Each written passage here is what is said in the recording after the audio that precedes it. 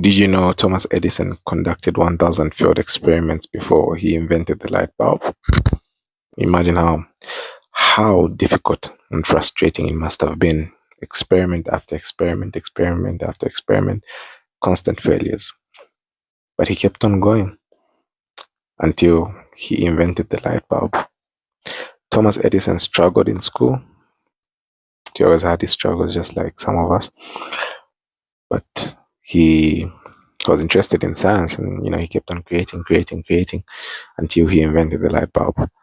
So one interesting thing about failures is you learn from them. If you don't learn from them is when you usually feel like quitting, but each failure teaches you something, and that should keep you going. Usually under normal circumstances, it should make you feel like, wow, maybe if I apply this better next time, I might succeed. And that's the same thing. So next time when you actually apply it better, you discover something else that was wrong again, and just like that, like that, until you get it right.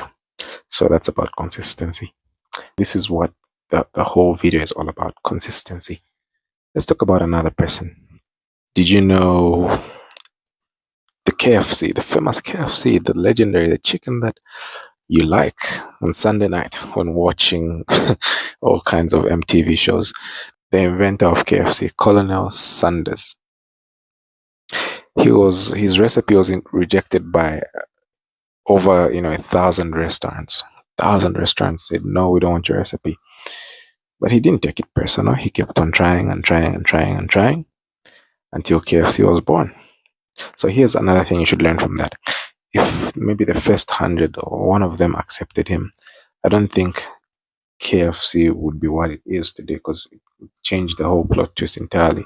So he needed those rejections, he needed those rejections so that it leads him to the decision of just making his own franchise, and that is exactly what he did. Comfort is the enemy of success. So if he became comfortable working with another restaurant, I don't think KFC would have been born, unless if he just decided to realize it later on. But the man was already in his 60s. He had to start his franchise anyway. So I guess that's how it turned out the way it turned out. Stephen Hawking. Boy, this man is so interesting. Young Sheldon. I learned about Stephen Hawking from the TV show Young Sheldon. He was a physicist, very interesting guy. I believe he was disabled. He had disability, but he just had so much interest in physics, and he kept on trying and trying and trying and trying until he got it right. How fascinating is that? Wow, interesting. Not forgetting Elon Musk. So Elon Musk, at some point in his career, he was about to go bankrupt. I don't know if he already went bankrupt, but he was about to go bankrupt. And he had two companies at the time. I think he's old, like when he was just starting out. That was SpaceX and Tesla. So he had to make a decision whether to split his funds between the two or just make one survive. But he decided to risk it and just split between the two.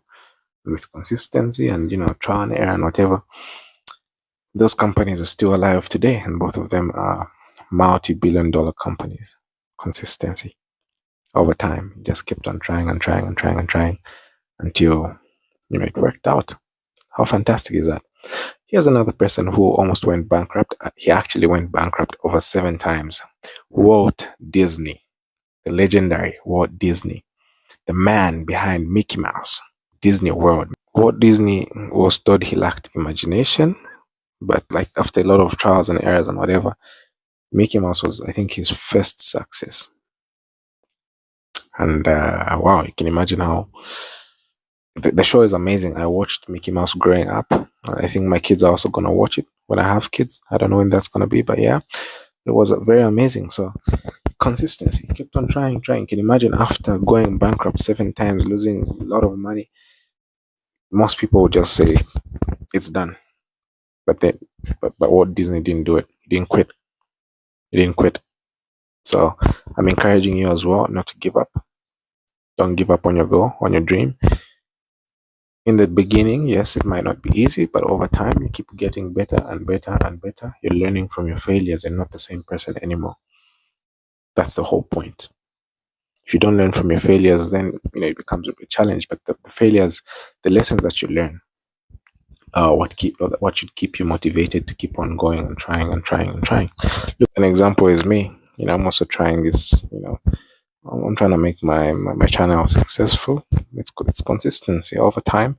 Keeps on getting better. My skills are improving.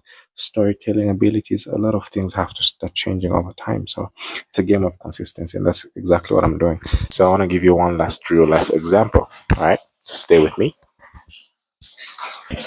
What we have here is a basin and a tap with very little amounts of water coming out. And look at how big that thing is. Might take quite a while to fill up the whole thing, but consistently over time it's gonna fill up. Let me just do a jump cut to that real quick. The same small drops of water were able to fill up that basin. It just shows you the power of consistency. If let's talk about if so the consistency, the water is your efforts trying to reach your goal. And so if you give up, for example, if we turned off that water over there because the goal looks too big, that whole thing would have never filled up. So stay consistent. Be consistent. You will get there soon enough. Just repeated action is going to work out. So I hope this example helped, but thank you for watching. Subscribe if this really helped inspire you in one way or another. And I'll be seeing you tomorrow.